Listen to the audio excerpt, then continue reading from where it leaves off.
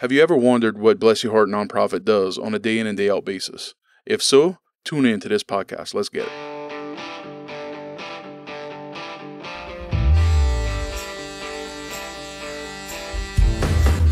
Welcome to the DTP podcast presented by Bless Your Heart Nonprofit Corporation. I'm Jeray Jambon and I'll be your host, filling in for our regular host, Brendan Mathern, as we speak to some of the most interesting people up and down the bayou.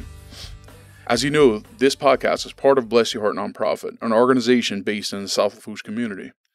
In our very first episode, we introduced Bless Your Heart Nonprofit, and since then, we've provided periodic updates. In today's episode, we wanted to do just that and introduce you to a new member of our Bless Your Heart Nonprofit team. So today, I have Jeray Jambon Jarreau, the director of Bless Your Heart Nonprofit, and our newest team member, Ashley Autin. So Ashley and Jeray, welcome back to the podcast. So glad to be here. Hello. So, Jeray, in the first episode, you've talked about who you are and what you do, but just kind of give us a brief summary of who you are. Tell us about your family. Right. So I am, my parents are Jude and Corinne Jambon. I was raised down the bayou. Ross is my brother. That's a good guy, right? I know. So I'm an attorney in the South Lafourche community. I'm married to Jordan. We have two beautiful yet disobedient children, Ina and Hugh Michael. They are 8 and 6 and growing like weeds.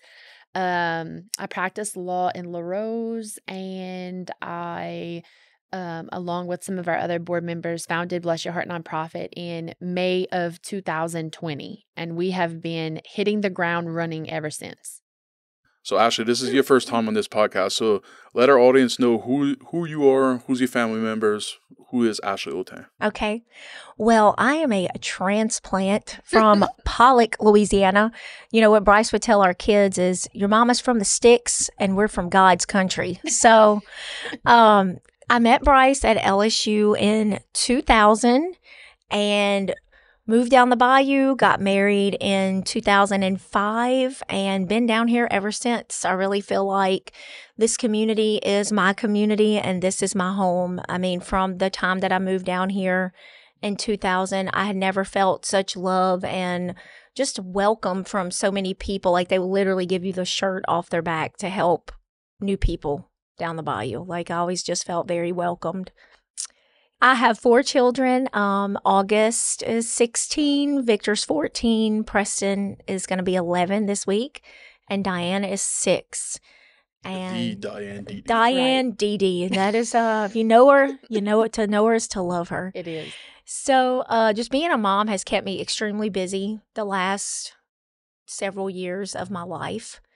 And you know, I've worked many different jobs on the bayou, mostly sales, and I think there was a part of me that always wanted to do something more that really meant something, like a way to give back. So whenever this opportunity fell in my lap, I just knew that it was a blessing from God for me to take it. So what did you think when we first asked you to take this job? Well, I was about to say, so for the people that don't know, when we said that Ashley was a new team member, so we... all of our board members all have regular jobs. So things started getting overwhelming and we needed somebody to kind of handle the day in and day out basis, which is how Ashley came on. So Ashley is dealing with all our garbage that we push down to her, because it does get overwhelming at some times to be able to answer the individual requests, follow up on different items, you know, from donors or folks that we need to pay out or different things like that. So you've been a huge help in that avenue. So Jeray, go back with your question. So in about September of 2023, right after our gala, Hillary and I were just kind of like, we told the boys, like, we can't continue like this. Like, you know, I run a law office. Hillary is my secretary. Our kids are involved in extracurricular activities, you know, just trying to prioritize our family, our job, and the nonprofit. Because, you know, every request that comes in is important. And so we were like, we need an employee and we're not taking no for an answer. So we prayed about it and we talked to a few people, and just Hillary and I kind of felt like, you know, it's somebody that we're going to talk to on a daily basis. So we were like, there really has to be a good fit. And so we were scrolling Facebook and I was like, Ashley Autin. And Hillary was like, I could not come up with a better option myself. So I texted Bryce and I said, would Ashley be interested in like, a 20-hour-a-week job that she can work from home with a flexible schedule? He said, Ashley's at your front door right now. I literally was about to pick up the phone and call her. But I was like, no, don't call her right now. Like, she's probably busy. I said, the makeup lady? The makeup lady. Again, y'all, done many sales jobs wanting to make a difference. And for me, like, it was truly a blessing. And I mean, I've shared this with you, Jeray, but at the time, Bryce and I were bouncing around ideas about me going back to work because I've been home with Diane like the last 5 years, and I sold makeup on Facebook. It was fun. It was a great ride. Yeah. That's how you met me, Ross. I don't even remember this. It's so funny. And not that I was buying makeup. Right. You'd watch the show. It was so much fun. So at the time, we were just praying about like, okay, what can I do? And I was literally about to take another job. But in that day in the car, because y'all know I'm a spiritual person, I talk about the Lord a lot. But like, maybe not that day, but like 2 days before, I was in the car driving and I was praying and I was like, Lord, if you want me to take this job, like, you're just going to have to show me. And if not, it's going to have to be something that I've never done before in my entire life. And it's just going to have to hit me square in the face out of nowhere. And it literally happened. And I like cried because I was like, this was truly an answer to prayer for me. Yes. Like, I was seeking God at the time. Like, I knew I wanted to do something different, something that would make a difference. And I didn't really know, and just be honest with you guys, like, I knew who Bless Your Heart was, but I really didn't know what you guys did. I'd hear about it on Facebook or social media. And Bryce and I got invited to y'all's gala, to our gala in 2022. And I remember showing up and just... Wait, the first one? It was at the LaRose City Center. Was that your first one? Mm-hmm. It was? Okay, I didn't know that. So we went and I remember getting there and I didn't really know what to think or where to place myself. And when I sat down and y'all played the video from Hurricane Ida, I was so emotional. And I was like, wow, like these people are doing this in our community. Like, what a wonderful community that we live in. And I just thought it really impacted me. And then the following year, last year, Bryce and Jeray, had y'all started? We had started working together. And I think Bryce was like, hey, if you want to go help Jeray set up. So I went with Diane and we were like pressing curtains and we were even talking about my job prospects at the time. And I just remember just how much fun it was and just seeing everything you guys did and just kind of feeling dumb that I didn't even realize what y'all did. Yeah. Because I think a lot of times people hear, oh, well, that's a nonprofit. So in your mind, you just get like a couple of ideas, but... Yeah, usually the initial ones, oh, bro, they taking the money. Oh, yeah. They going on vacation. But what's so cool is like there's so many layers to what y'all do. Yeah. Like, it's not just a gala. Right. And it's not just Hurricane Ida. It's the needs that come in every day behind the scenes that people do not get to see. That, for me personally, I feel like it's kind of like a ministry behind the scenes helping all these people in the community. Right. It's such a struggle because, like, we don't, like, the Bible says you want, your left hand shouldn't know what your right hand is doing. And so in so many ways, I feel like we don't share the majority of what we do, but it's hard because we have donors who want to see where their money goes. Right. And so it's like, you don't want to post to say... To beat the, oh, Brody. Yeah. Oh, pat me on the back. But, when our financials come out and we see that we've had over $500,000 pass through our account in the year of 2023, we want to show the public, like, this is, y'all made a $2 donation on a raffle. Like, this is where your money's going, And so, I don't know. I'm just confident. Like, we know where our hearts are. We know that, we do it not for a pat on the back, but to serve God and really just do good for our community and just try to help out people in the ways that we've been helped out when we were younger or, by other people in the community. So, Ashley, I think you said something important about knowing that there was a nonprofit called Bless Your Heart, but not really knowing what they do. Right. But I think that's a two-way street is, one, knowing that there is something there for somebody that wants to give, but also knowing that if I'm in a position that I do need assistance, that there's something there to reach out to for for assistance. So, Right. um, I know you and I talk pretty much daily, but I know you do a lot of like grassroots type stuff, like individual Yeah. needs. And we kind of said this when we went on Talking the Bayou was the purpose of Bless Your Heart is to be a conduit, to Yeah. help bridge a gap in someone's life, not to fund somebody's shortcomings, right, or their lifestyle. Like if there's a death in a family and the short on the funds, that's where we can step in. Or if just you had an unexpected event in your life and you needed some food and you short that month, that's where we can come in at. Right. So tell us some of the projects that you've worked on since you've been helping us that I would term as those grassroots type individual type projects. Yeah, I guess I like to call it like the boots on the ground Correct. Yeah. kind of thing.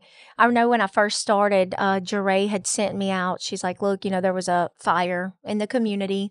And, she sent me to go speak with the gentleman that had been affected by this. And I remember just like going to a hotel room and oh my goodness, y'all, I cried. I mean, that was like one of the first people that I got to interview just to find out what was going on with him and what his needs were. And the fact that we even had our organization to be able to assist this person to stay in short-term housing. And then someone ended up blessing us with a camper to help this guy. So that was, the first situation. One of the second situations is I went to go check on someone that they needed their electricity bill paid. And I remember getting there and I called Hillary and Jeray because the place looked abandoned. I was like, y'all, I don't even know if the people are alive in this house. I didn't know if I was at the right house. And as I made my way around the back of the house, there was a tent under the carport with an air condition running to it on the ground. And I was like, hello, is anybody here? And this man with like a frail hand stuck his hand out. And he's like, yes, ma'am, I'm in here. And I was like, sir, like, are you okay? Like, what's going on? And he began to tell me that. And a tarp. A tarp. It was like a tent. Right, exactly. It wasn't an actual tent, but it was like a tarp that they had covered and they were living under this. And, I began asking him questions through the tent because he couldn't get out because he said that after Ida, he was working in his house trying to do the repairs himself. And that he lost use of his legs. And after he went to the doctors, they discovered a lump on his back, and they felt like that he had ALS. So his wife was working maybe 2 or 3 days a week at a local store to try to provide income for them. It was just, y'all, I could not believe that this was on our bayou. Right. I could not, it was like a movie. Mm-hmm. And I remember I went home that night because it was kind of cold, like it was rain. The weather was still kind of cold around January. And I called Hillary and Jeray and we were just like praying, like, oh my goodness, like, what are we going to do? These people have no home. They're living under a tent. And the following week, I had spoken to someone about another project and just felt compelled to share this story. And the guy ended up donating a camper to us. I mean, like, second week on the job, we were all laughing. Two campers. There's been so many, but, there was another family in Golden Meadow, and someone had donated a camper that had contacted Jeray. Like, it was just like campers were falling out the sky. Then we had people needing vehicles. We got 4 vehicles since I've started for people needing transportation. It's just really cool because when I started with Bless Your Heart, I sat down and asked Jeray and Hillary, I said, why did y'all start this? And they shared with me their stories of growing up and some of the things they saw and how they didn't want people to ever feel like they didn't have support or someone they could, get the help that they needed. And, what the beautiful thing is with Bless Your Heart is y'all don't back yourself into one corner. Like, it's like, okay, we do just this and nothing else. Right. Like, y'all do it all. Like, I don't think that people realize the magnitude of things that y'all do. That we do, because I work here now. I'm trying to say we. Is not only do we take care of the community and provide things for the community to give back, but you're also providing hope for these people in the community that need help. Right.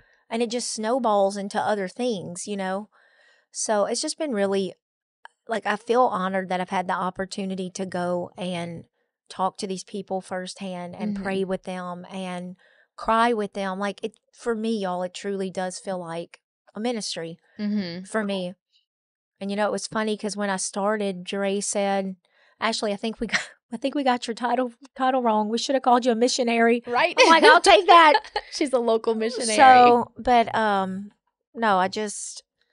Yeah, so we spend so much time, like, trying to, we have these big projects that we work on that we try to address a particular need on a broad basis. So, like, how can we use funds to address the community as a whole? Like, how can we stretch $1 to affect, 500 kids rather than give $1 to one child?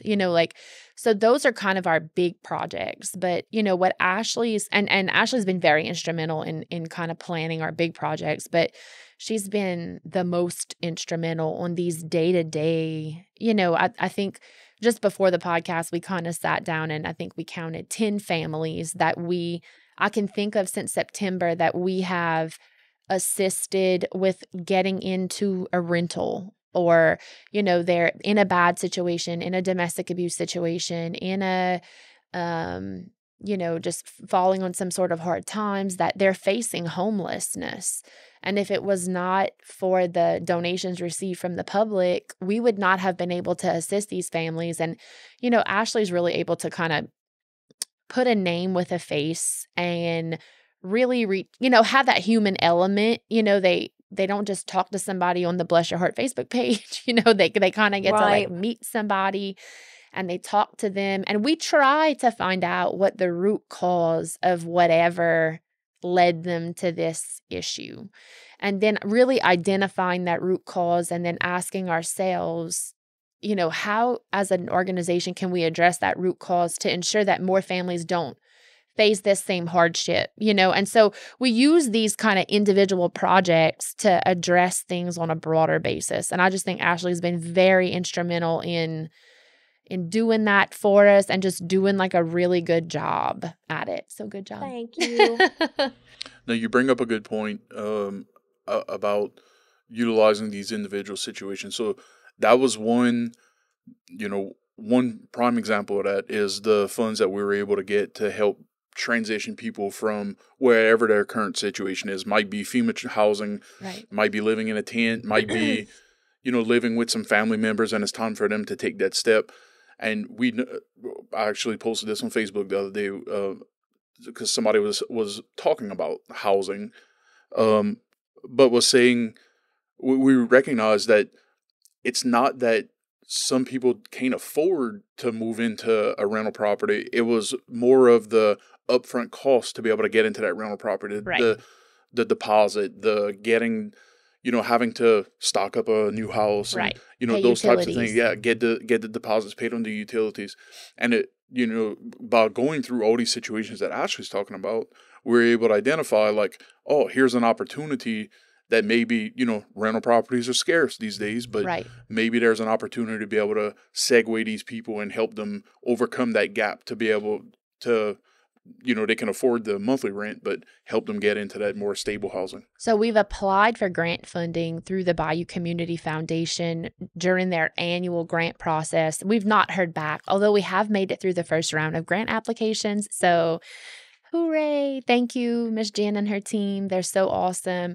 But we're really praying about, favor on our second grant application, or well, not second grant application, but just going through the second round of grant funding, because that transitional housing program is something that we look forward to. And kind of the goal is if you are in state funded housing right now and you want to get into a local rental, we would be able to assist you with the deposit, first month's rent, and getting the utilities put in your name. And so we're hoping, we don't want to lose our people. We want our people to stay here. We feel like every family brings the little bit of spice to the bayou that we know and love. And so we don't want anyone to have to move due to housing. And so if we can try to keep them here and assist them with that, then we want to. So I'm sure later in the year we'll find out if we made it through the second round. But y'all keep that grant application and prayer.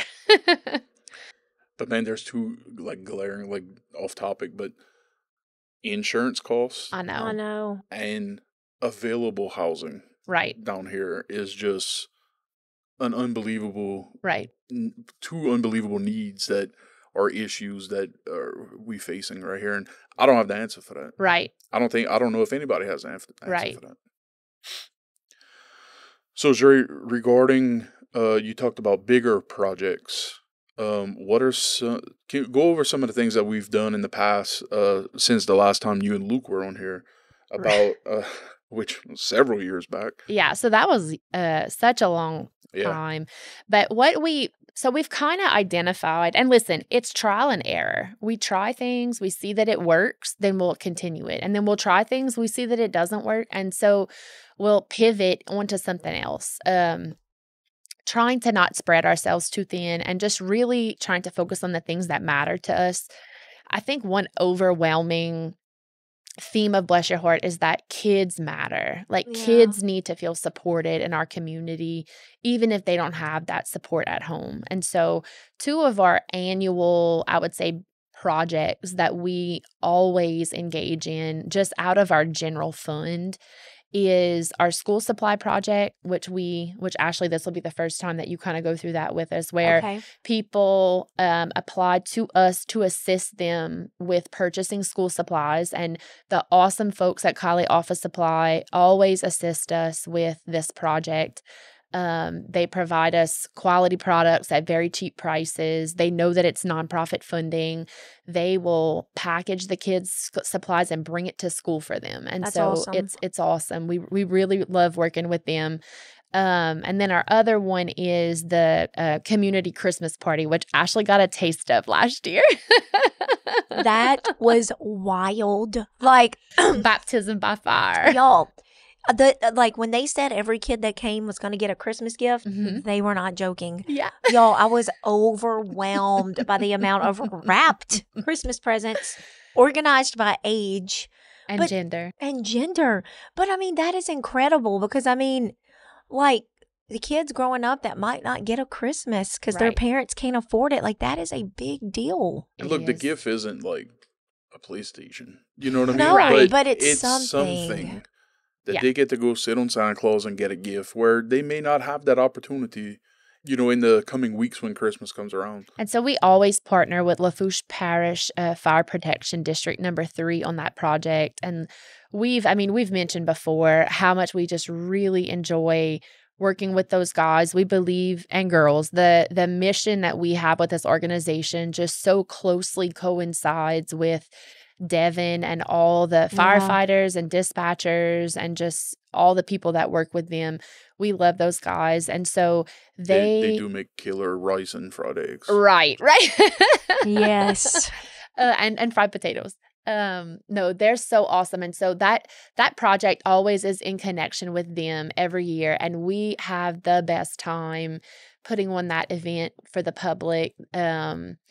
Every kid gets a gift. Last year, I painted more faces than I probably ever cared to. I forgot we did that. We painted faces at the thing. That was fun. We had food and drinks and Podcast episode. We did. The kids were that able to was tell my brother great. what they wanted for Christmas. And it was just a really good event for kids that I know are not going to have any other, I guess I always talk about us living in that bubble. We bring our children to the Teddy Bear Tea at the Roosevelt, or, we do these, I'm going to say it, privileged events that we get to go bring our kids to. And that's so pivotal in their little memories about traditions that we had for Christmas. But, there's so many kids in our community that like Christmas is just another day, and if you don't know Hillary, you don't know that she is Christmas. Yes, she is. So Christmas, this event is really her event. And she just wants to make sure that there's not a single kid on this bayou who doesn't have a present or doesn't feel special, doesn't feel loved. So she just really goes above and beyond trying to make sure that all of that, is really taken care of. So that's probably our other big kid event that we have. One of our other really big projects that we work on is maintaining the food pantries at our local schools in our community. And this last year, we were given $30,000 from the Danos Foundation. And the idea is that each of the schools, which the schools that we assist with are South Lafourche High School and all of its feeder schools, including Val, South Lafourche site. Each school has its own dry food pantry, and we replenish that food pantry as often as we can, just so that students who don't have food at home and are facing food insecurities can bring food home that they themselves can easily fix. So things like, cup mac and cheese, peanut butter and jelly sandwiches, ravioli, canned soup, granola bars, things that moms and dads don't have to fix for them, but they can probably fix for themselves. We're not naive to think that food, just because food stamps are available, that these kids are not facing food insecurities. And so we really try to make sure that these food pantries are stocked. We've come to see that some schools have bigger needs than others. So we just try to be in communication with the counselors at those schools to see if, how we can be of help. So huge thank you to the Danos Foundation for their donation. Yes. We have been working with Ms. Julie Maye with the National Honor Society at South Lafourche High School. She's been getting her kids to come and volunteer with us. And when we organized those $30,000 worth of groceries, they were awesome, unbelievably helpful to us in doing that. So that's another one of our annual kind of projects that if we get grant funding, great. But if we don't, that kind of comes out of our general fund. The other projects that we worked on, since I've come on, one of them was the community cleanup day. And in the fall, we decided to clean Cherami Cemetery in Galliano. And for that project, we had kind of talked about it, targeting like the junior high school kids, just to come out and volunteer, like to get them involved in just the community. And we ended up having, I think, like 60 kids come out, junior high school kids come out to our first community cleanup day. We got so much stuff done. We ended up partnering with a organization called Tool Bank out of New Orleans, and their backstory is really, really cool. David Mellison is in charge of Tool Bank, and he told me that the way that organization started was it was a neighborhood in Georgia that a guy had tools, and he had like a shed, and he would just like loan them out to people in the neighborhood. They'd sign a paper, borrow them, and just return them the way they found them. And that just snowballed, having a tool bank. And after Hurricane Ida, Tool Bank really served as a great resource for Grand Isle. They brought, I believe David told me they had brought like $60,000 worth of tools to Grand Isle for them to use to rebuild, and like some spaces in Thibodaux they had helped as well. But they partnered with us, so we were able to get all the tools we needed for free. We just went and picked it up. Mr. Scott, shout out to Scott Autin, my father-in-law, for being the driver for these projects and letting us utilize his trailer. And shout out to L&M Boat Truck Company for letting us use their facility to store the tools overnight. But when you say tools, it's like it's awesome, legit stuff, right? Like weed eaters, pressure washers, blowers, gloves. We got tarps to put all the trash on. Oh, sleds! The sleds were fine. The kids loved that. They have chainsaws. Anything you need, they have, and they have a lot of stuff like scaffolding. Like stuff to build roofs with. Like they rebuild communities. I know that when they had that storm in Florida recently, they sent like tools out there. Like they have a mobile van that brings everything. So that was awesome. I think it just touched my heart so much because I really feel like our community is so unique that people really pride themselves on service down here. People want to help. And seeing the younger generation, like my kids, their age group, to come out and help us do that project, that's really cool. So I think that's moving forward. The community cleanup days is really going to be something that we reach out to the middle school kids to come out and help us with. Of course, anybody is welcome. Right. And if you want to volunteer, we do have a master volunteer list that you can sign up at.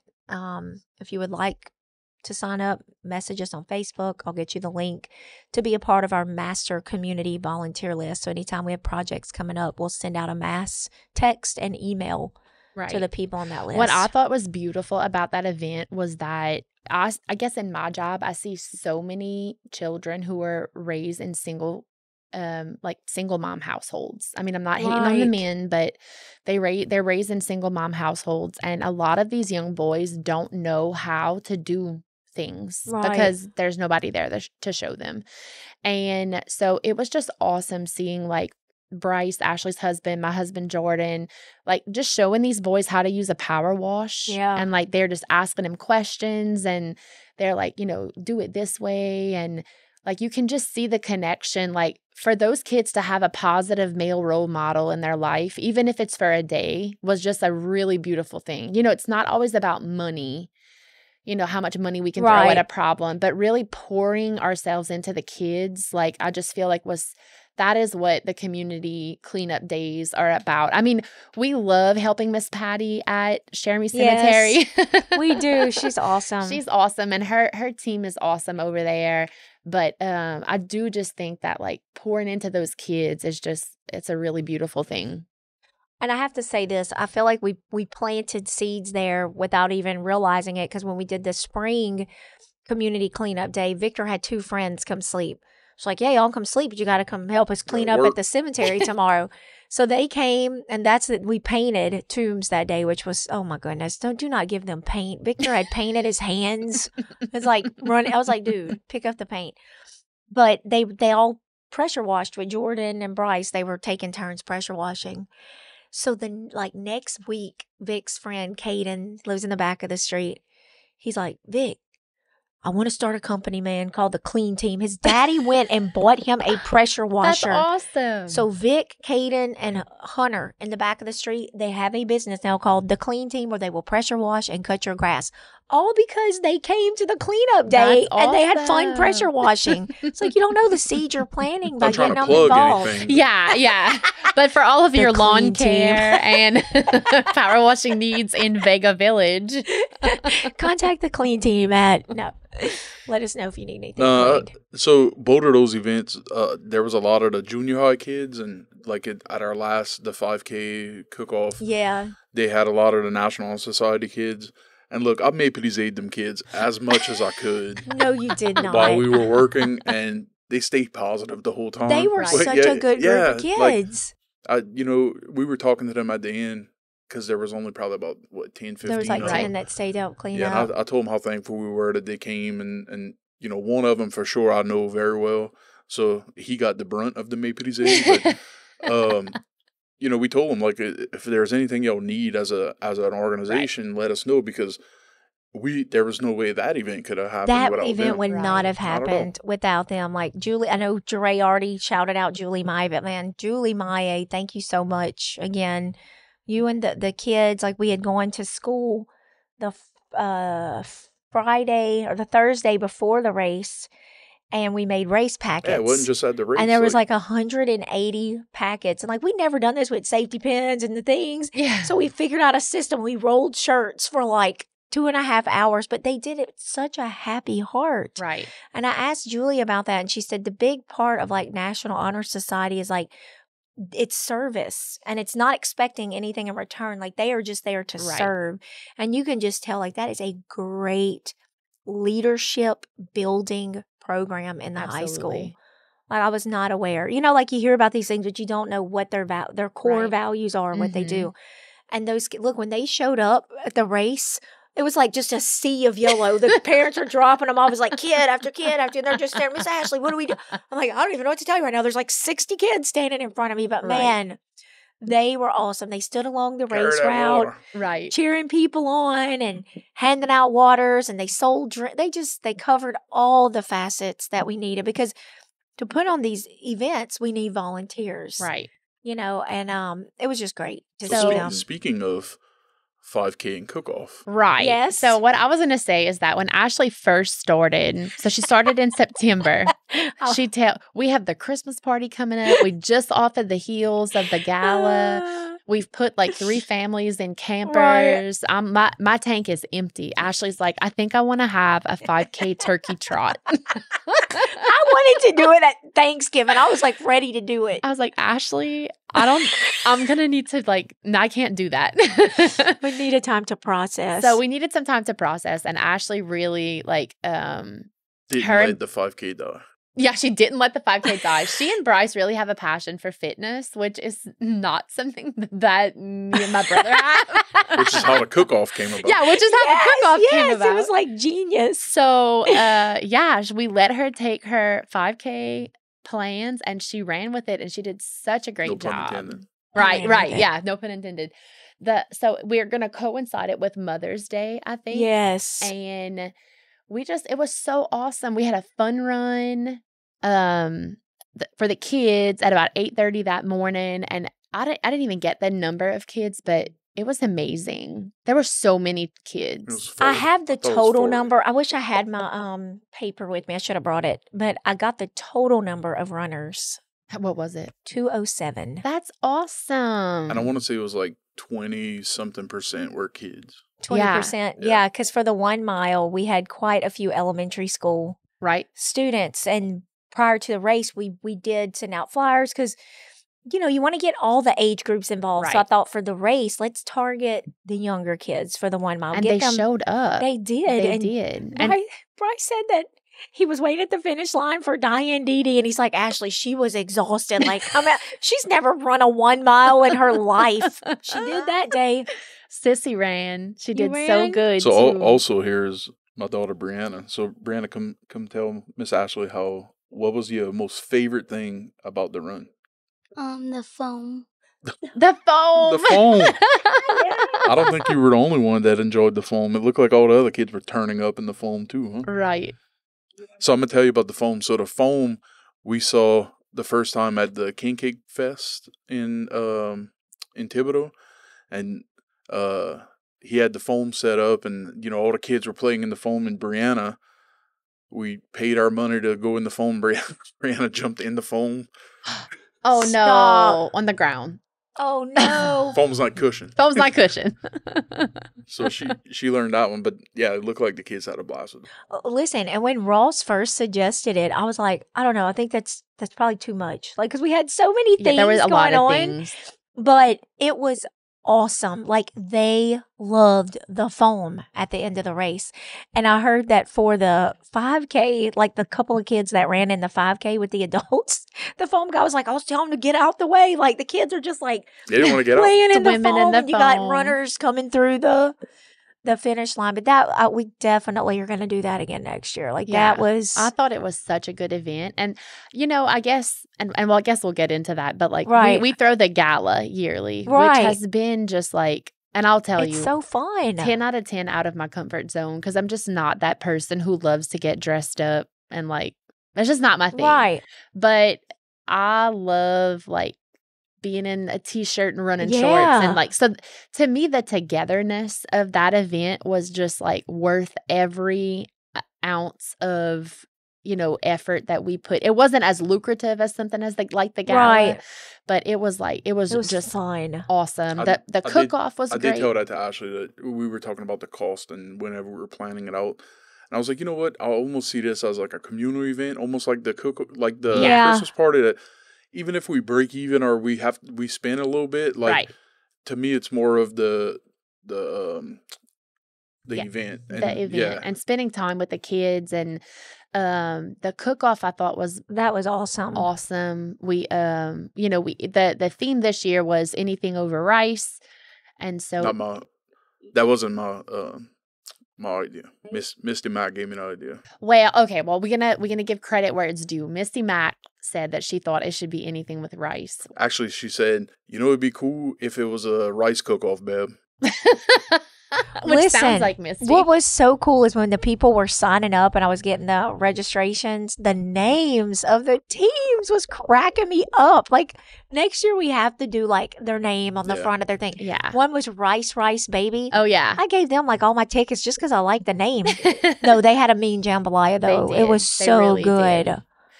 There's that Pollock, Louisiana jambalaya. Jambalaya. So these are some of the team names. Okay, say Rice and Butter, Them Hillshire Boys, Rice Baby, L.A. Trent Salon, Ivan, the Kaimon Commission, Stir the Pot, Papa's Jambalaya, and The Price is Right. The Rice is Right. Rice is Right. Yes. That was the fried jambalaya. That was good. Yeah. I'm going to be honest. There was not a single thing that was They bad. were so good. I barely could eat everything because it was so, everything was just so good. They lucky I didn't have time to make my PT powder roux. Your what? They Peas with the roux. Oh, yeah. That's my They would have favorite. got smoked.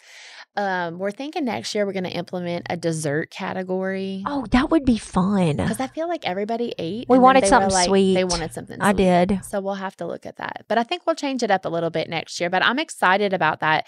I really enjoyed that event more than I thought I was going to. So we had Misty was one of the judges. Right. Our trusty friend Hick Sheremy. Yeah. Was AKA the other one. Skip. Yeah, Skip. And then the Cajun Ninja. Right. He came and out. he was so nice. He came, his wife came, his children came, and they stayed, man, the whole day. Like, I just thought that was so awesome because, we didn't pay Jason to come. No. And he really, he took pictures with all the recipients, and we're just really thankful. We didn't pay any of them, and they just came. That says a lot, too, to like, he had an opportunity to go to, I think they had another cook-off or something in Houma or Thibodeau that night, like with some crawfish, and they asked him to go, but he just gave him the spices for like one of the teams, and he had said, no, I committed to this already, and came down, and look, it wasn't the biggest event, but right. I mean, there were other things that he could have done, rather than coming to our shotgun wedding that we had down the bar. You know what I mean? Absolutely. But so thanks to those guys, because they really. They did a great job. Thanks for taking out of their busy schedules for them to come. And bro, took it serious too. Like, smelling the plates. Listen, I had so I didn't show you all this, but I did. My their score sheets was, they had like 5 different categories, and it was like aroma, color, taste, aftertaste, and something else. Presentation was one. Yeah. But it was a 1 to 5 scale. So like 1 was pas bon. 3 was Stop. And then 5 was how did I have it? I wanted to put Pila. I might have put Pila. I don't remember. Put badass. What does that mean? Pila. Like Chul gets it. Okay. Yeah. This Cajun talk. Yeah. Ashley. So yeah, they had a tough little sheet that they had to follow. So they took it serious, but it was awesome.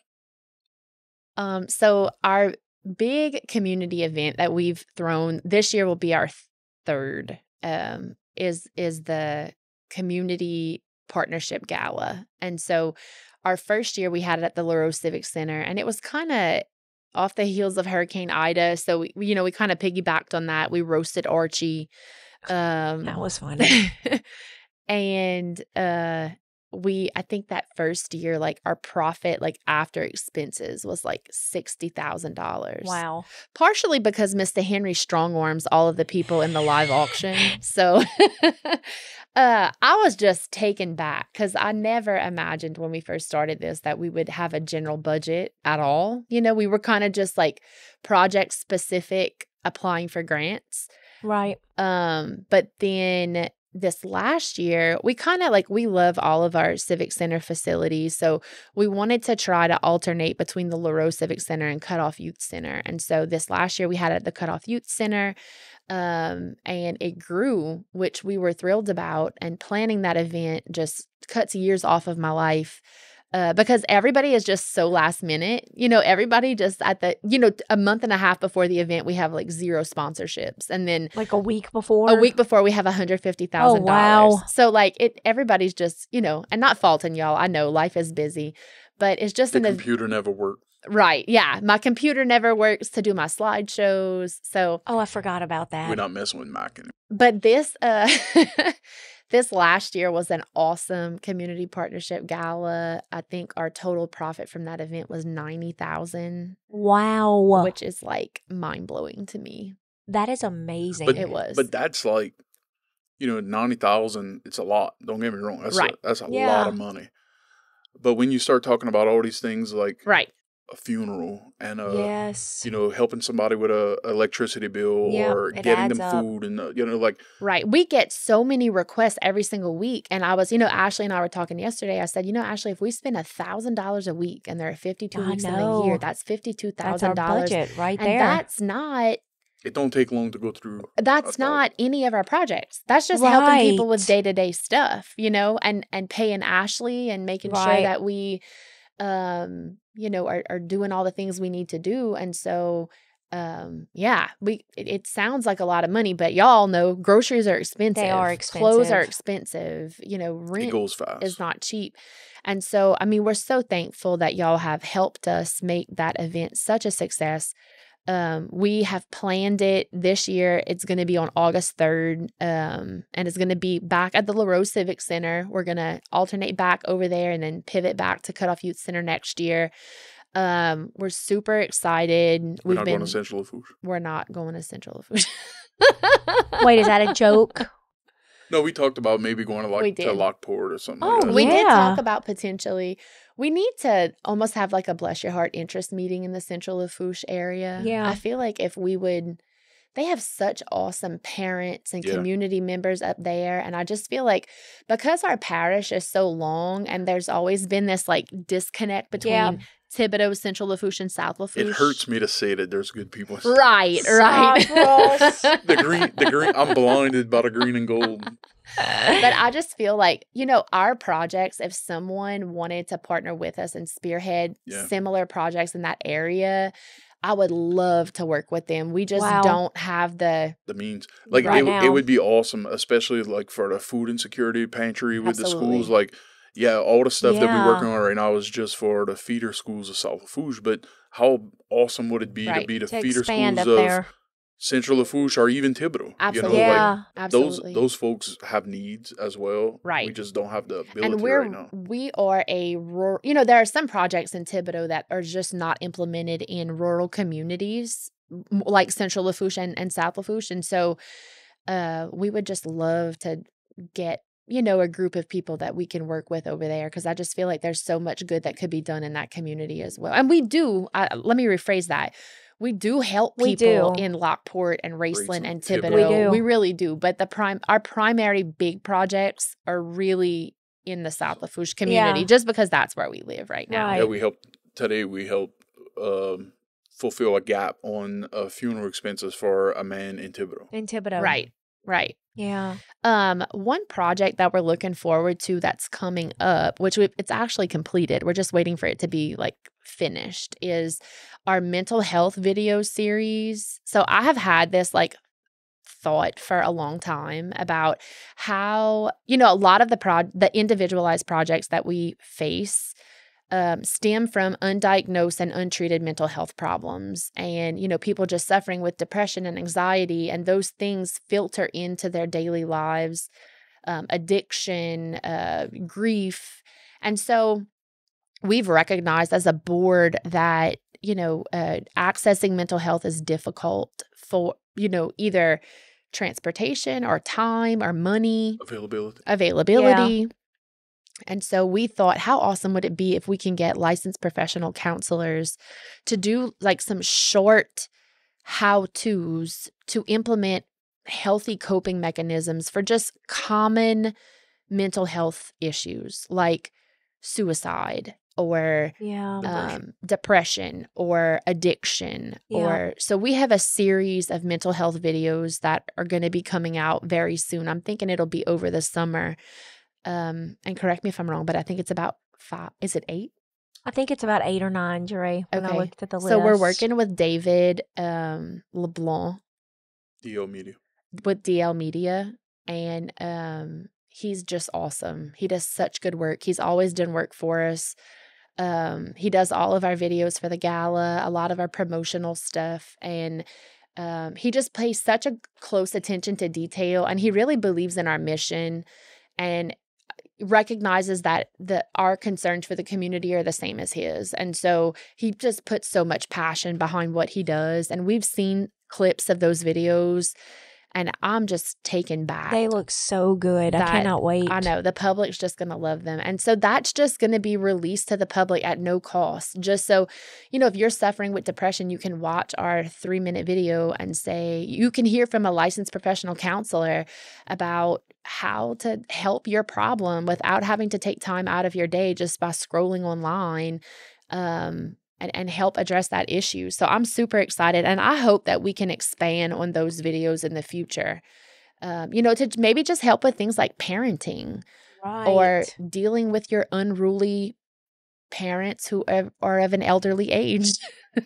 Y'all stop. Let's not talk about Nana right now. Just, aspects of your life that you never really anticipated, and I just think that has such room for growth. So I'm excited about that project. We also have some upcoming hopes and dreams. Well, one project that Hillary spearheaded, and I'm so proud of her, and it really took off, is this community refrigerator / food pantry.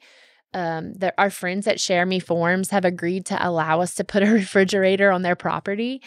And if you have leftovers, you can go drop those leftovers off in that refrigerator, and any community member who needs food can go to that refrigerator and pick up food.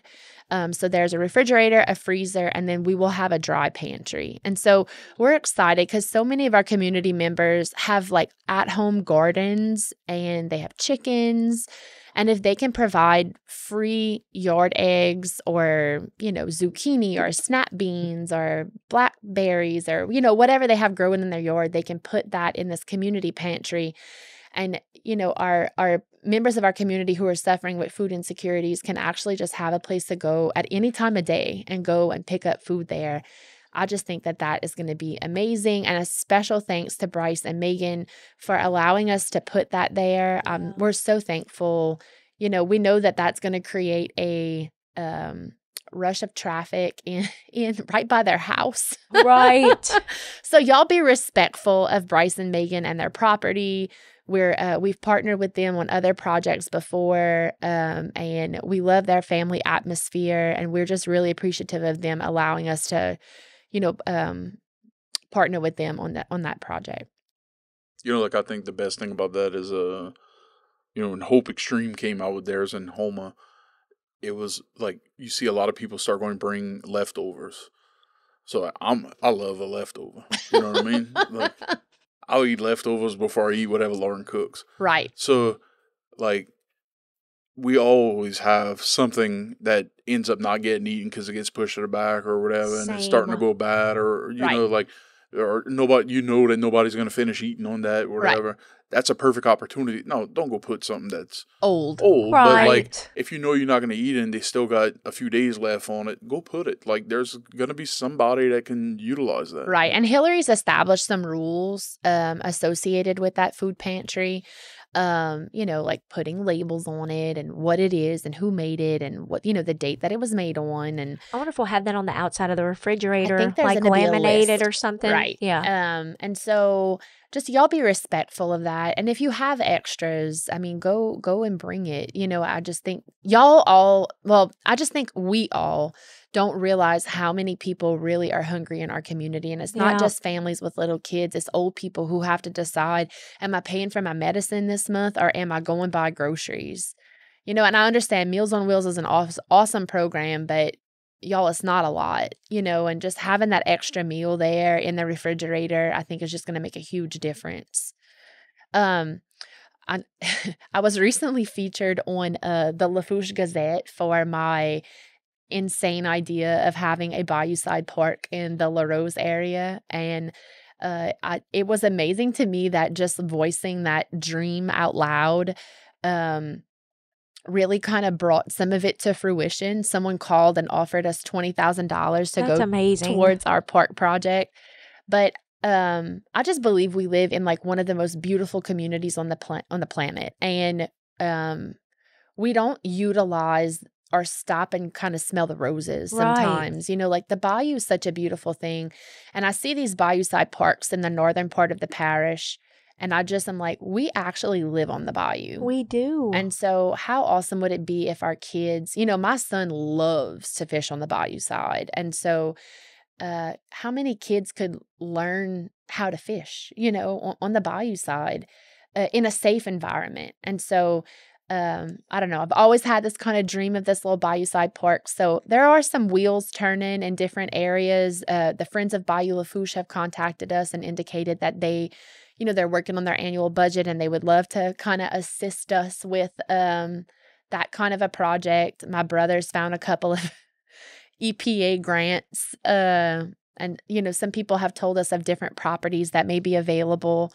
for that kind of a project. But, I just think always striving for better, like I voiced that dream that I had, whether it comes to fruition or not, I think is a moot point. When I just like want to show people like you can have a dream and it can come to life. Like Bless Your Heart was just something that I thought about, and like I actually, Mr. Henry encouraged me to open my own nonprofit, and I did. And like we've helped so many people now, and if you're not fulfilling that calling that God has in your life, then like people's prayers are not going to be answered. And so, just trying to do that. And I encourage everyone, not just our organization, but if you see a need in our community, like go out and address it. We don't have to be the only people who address it. You want to address it or ask us. We'd be glad to help you, pointing you in the right direction on how you can address it. If that's something that you want to do.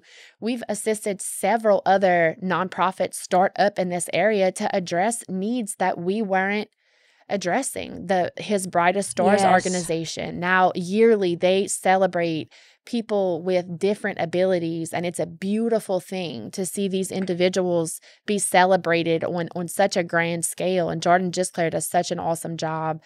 Candace Degater started the Awesome Ones. She's another nonprofit where she celebrates individuals with autism and really strives to raise money to try to establish sensory rooms and classrooms in our community. We've helped a lot of different people kind of get started. So, I mean, even if you are interested in starting a nonprofit or you're interested in projects, we could even help you, try to get that going. So I look forward to the future. I think we have some pretty exciting things planned. Yeah, Jeray, just to add to that, I mean, sometimes we do fundraise for individual families that are in need. And one of the families that was really put on Jeray's heart in this season was the Jessel Autin family. We had discovered on social media that Jessel was suffering with stage 4 terminal cancer.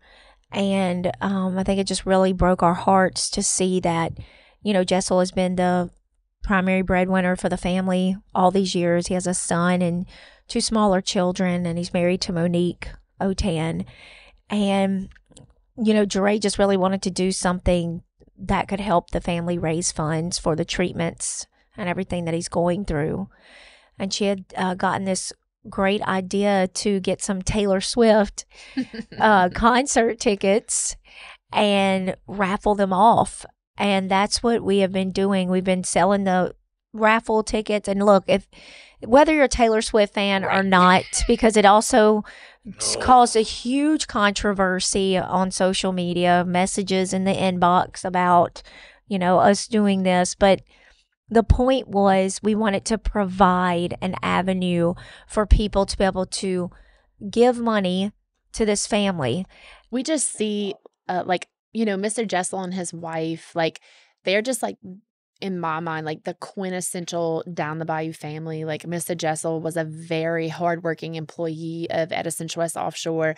Miss Monique is just an awesome stay-at-home mom. They have just beautiful children. And I would just think to myself that if I was in that situation, like how would I feel? And I would feel defeated, just for someone to give my husband a terminal diagnosis. Like, what do you do? Like, how are they going to provide for themselves? Like, these children will have to be raised without a father. And just in my mind, what a weight that is for Mr. Jessel. And so, if as an organization, we can alleviate that weight, financially, not that that's going to fix the problem, because it won't, but just like lift some of his worry and be Right. able to just enjoy the time that he has with his family and not be concerned as much about finances, then like that's what our goal is. Am I saying I think Taylor Swift's the perfect role model for my children?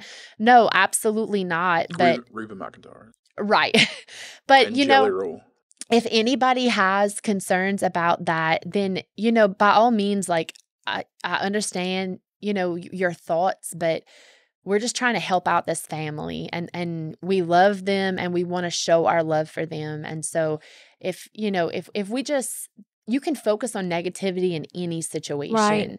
That's so true. And instead, like, I just feel like God knows our hearts and how much it bleeds for other people. And, the Bible says that it's good for us to carry the burden of others. And so, like, we want to try to help Mr. Jessel carry this burden. Yeah, Jer, you make a very good point. I think, some people just like to complain just for the sake of complaining. So and true. Can't see beyond what their echo chamber tells them. Right. But the end goal is just to help a family in need. And that's the purpose of that. And we'll just move on from there because we do have our priorities straight. Yeah. Touchy subject. Yeah. So one thing that we often get is, some people reach out and they ask for help. Ashley, you can probably answer this best. But how do they reach out for help? And then what should they expect from us to be able to get that help? Okay. Well, some of the ways that you can reach out to us is, first of all, our email, which is blessyourheartnonprofit@gmail.com. You can email us a request. I think the best way to reach us is through our Facebook Messenger page. When you do reach out to us on Facebook Messenger, a financial assistance form is going to populate in the comments. I would highly encourage you to please fill that out so that we can see what your needs are with a phone number, and we'll contact you. And oftentimes when I see it in the message thread, I'll ask for a phone number, and I like to call people because, you can see it on paper, but I like to get a feel of what they're walking through. We will ask for some financial information. If you're working, if you are receiving assistance through the government, so we can just see where you stand. We are a lot of times we're bridging the gap, or we're a Band-Aid for the situation, but we want to make sure that long-term, whatever we are assisting you with, that you can make it after that point. We don't want to pay for someone to get into a rental property that's $1,500 a month and they don't have the income. Like, we're not going to do that. So that's why we have our board. Everything that we do submit it to the board, and it may take us a few days to get back with you for an approval or not. I think it's important to also say that not every situation is within our capacity to be able to fix. So absolutely. There's some situations that are just beyond what we have the ability to be able to do, be it financial or, physical or emotional, whatever that may be. We just can't fix every single thing that's brought in front of us. And it's no knock on any person, or no. We don't. It's not because of an individual, but it's just that we just don't have the means to be able to maybe do it at that time. And right. And I think like I've seen that, since I've started in September, there are some requests that we get in that like it's just above our head. Like we can't, or, financially at the time, because we have limited funding. We do a lot of what I noticed is we do a lot of requests between like November to January. They were just coming in. And then we had to kind of do a pause on approvals. Like, this is just part of it. It's not personal. It's not like, I think we want to help every single person. So I think like if you know somebody that may have received assistance and for some reason we aren't able to assist in that at that time frame, it's not that we help them because we like them more vice versa. It's we just don't have the ability to at that moment. Like Jeray was saying, our gala is our biggest fundraising situation, and And it also takes a lot of money to put on the gala. Right, exactly. Right. Right. So, I mean, I think it's a beautiful thing We have that expenses out, and we're able to do that. But I mean, like, we pay Ashley, and we don't Right, have a that's a ton of new thing. overhead. Like, none of our board members are compensated for any of our time. Right. Ashley is paid as an employee, but she goes above and beyond the 20 hours a week that we pay for her. But yeah, I mean, we have expenses, and sometimes we can't. But I think a beautiful thing about Ashley being on board is that she's able to not only just try to, like, we can't just throw money at a situation. Like, Ashley's able to Right. direct them to other resources right. that are in the area. So she's been going to a lot of resource fairs and learning about the different resources that are available in our area. Yeah. That way, when we have a problem, we can say, you know what? We maybe even could address this, but there is an actual program meant you can for go this to. problem, and so you can go there first and see what they say, before we give out funding on that. So I think that's been a huge help too, because it alleviates some of the things that we need. Well, I think that's Right. important give too out. for people that do donate money to us to see that we're not just throwing money at Yeah, every situation that right, arises. right. Actually doing the due diligence and understanding the individual situation and saying, yes, we can help this, or no, we can't help this. Because I'm not going to lie, we've definitely, I can see in the past, in hindsight, Right. have been taken advantage of, and it hurts my feelings. It does. I know you. One And for so sure. it makes you a little bit jaded about, being trusting of people. And, but, at the end of the day, I just feel like God knows our hearts. And that is why we try to get Ashley to vet a lot of this and ask the questions and really get down to the root cause of what the problem is. Because typically when people are trying to pull a fast one on us, they don't want to engage in a lot of conversation. Right, So they right. kind of go away, Whereas someone who's really in need is not going to be bothered by having to give us information about, Yeah. their problem, because they also want a solution, So So it's not that we personally being nosy. I think it's right. to truly understand the circumstances that the person is asking for. Yeah. All right, so I think we pretty much covered everything. Any final closing thoughts that either of you had? No, I just would encourage everybody. Like, I know times are tough right now, like post-hurricane environment, post-COVID environment. Like, it's just been a lot. I feel like we're just getting the idea that we're adults, and then we were thrown like a pandemic and a Category 4 hurricane. And it was just a lot at one time, Yeah. And so, like, if you feel like you're struggling, like, everybody feels like they're struggling right now. And like, we're all in this together. And like, give yourself some grace and find what gives you some peace. And, for me, that's being in my Bible. And I understand that's not for everybody, but you need to find what gives you some peace, and you need to pour into yourself, Yeah. because you can't pour into anybody else without pouring into yourself first. So I guess my ending advice would be, don't give up, because there's something great right around the corner. Yes. Like Amen. making memes?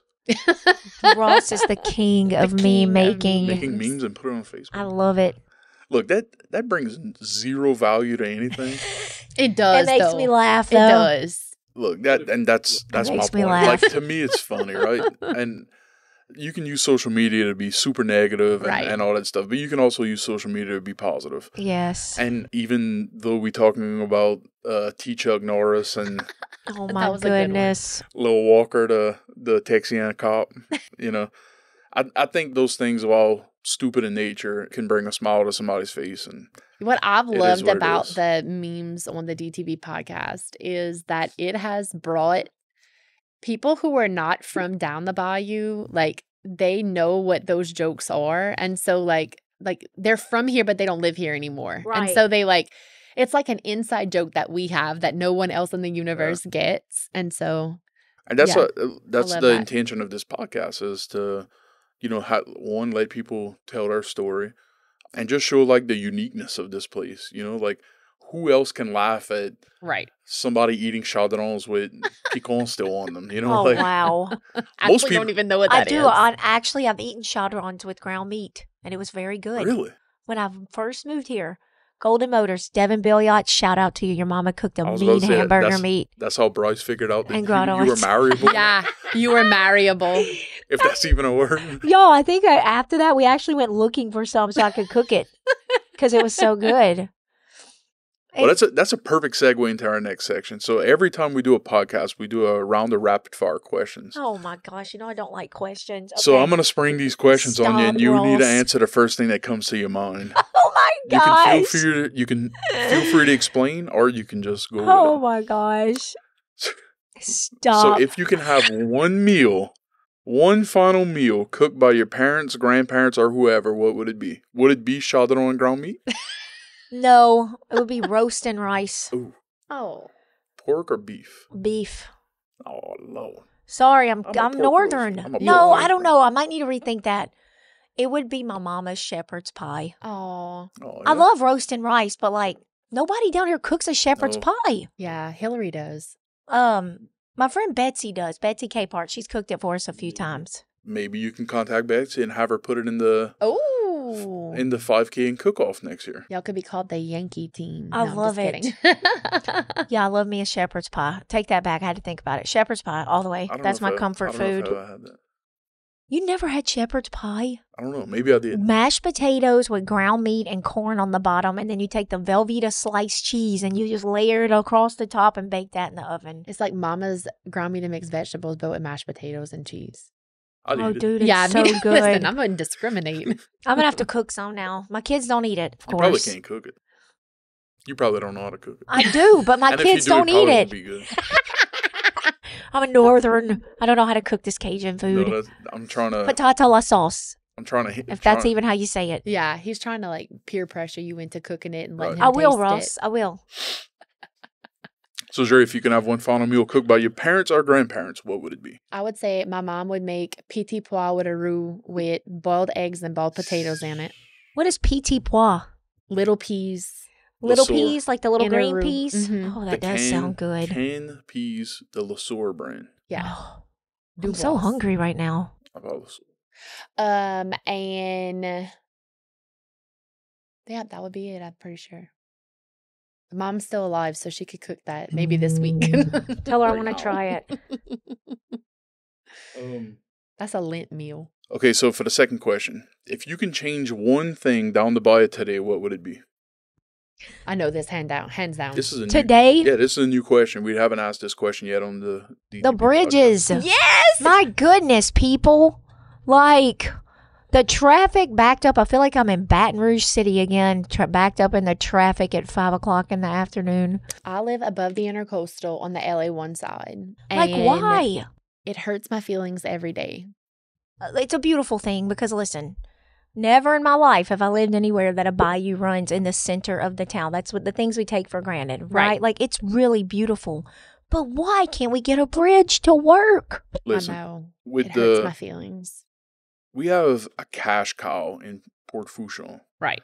that's sitting at the foot of our parish, and I don't look. I'm not a politician. I don't understand all that Right. stuff. But the fact that the state can't get their things together for us to have adequate bridges in this parish, Right. like the one bridge that the parish keeps up was broken, and in a day they had it back up and running. Yeah. So props to those guys. Good job, parish And- employees.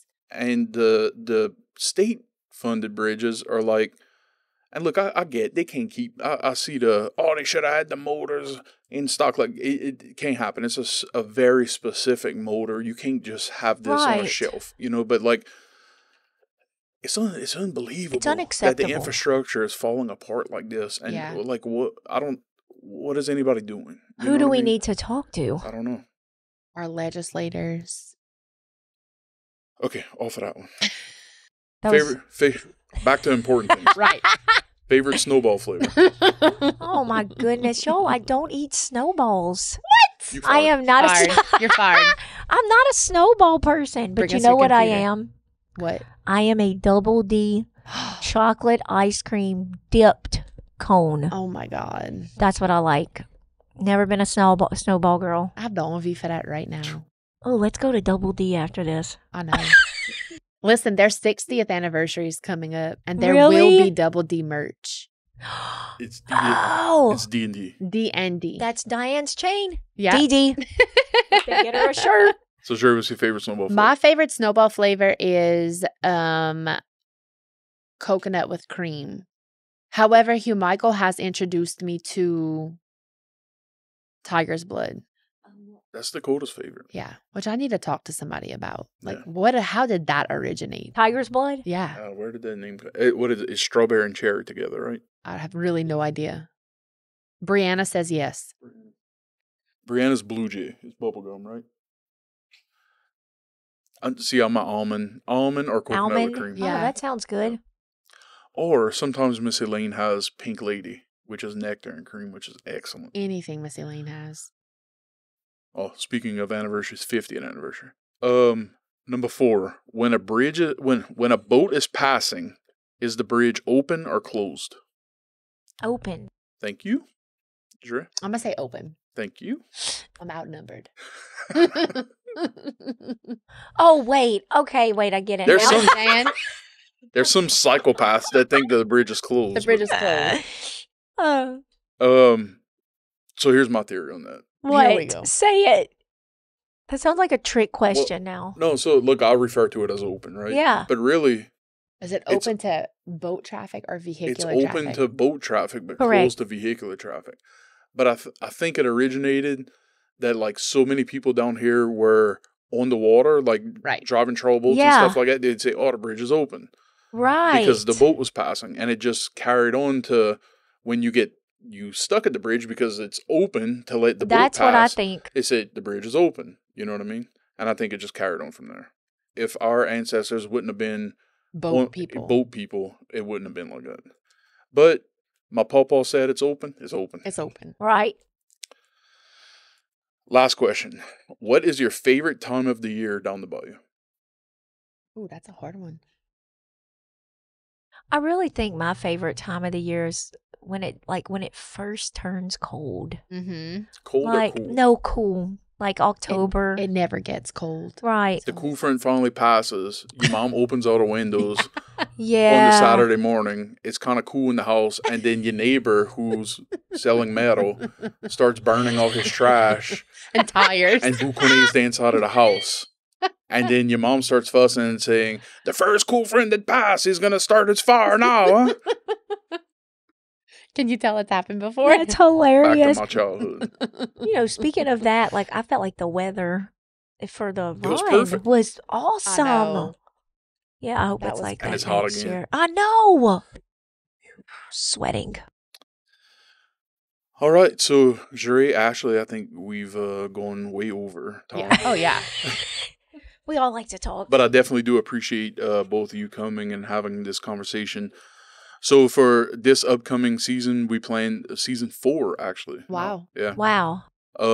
We plan to have some very interesting guests, some people on social media, local folks, I'm excited. a few people we're trying to nail down right now, but it should be pretty interesting. Hopefully, I this have year. this like list of people that's like a dream that we would get them on the podcast. So I'm hoping it's some of those people. Yeah. And look, so when Ashley and I were on the radio the other day, Truck was talking about documenting or having Yes. conversations with a lot of the older folks before they pass. And he was talking about documenting a lot of that stuff, and he was saying that he actually did video and audio with some guys that were like in the nursing home when he said like yes. in the early I late love that. 90s or something I like that. love Yeah. that. And he said he had it all documented and all, and those guys ended up passing, and like that was our goal. One of them, yeah. Yeah, one of the goals with this, and like it was cool because we ended up getting Mr. Rowland. Right. And then he And- passed Yes, away. And Mr. Rowland. So like that's one of our main goals with this is to try to get this history documented so it doesn't go by the wayside. That's really cool. Yep. All right, that'll do it for this episode of the DTB podcast. This podcast is presented by Bless Your Heart Nonprofit, so please visit our website at blessyourheartnonprofit.com to learn more about our organization and support our work. Be sure to follow and subscribe to the DTB podcast on Apple, Spotify, Google, or wherever you listen to podcasts. You can also get more content by following us on Facebook, Twitter, and TikTok at the DTB Podcast. My name's Jeray Jambon. Thanks for joining us, and we'll see you next time. Down to buy you.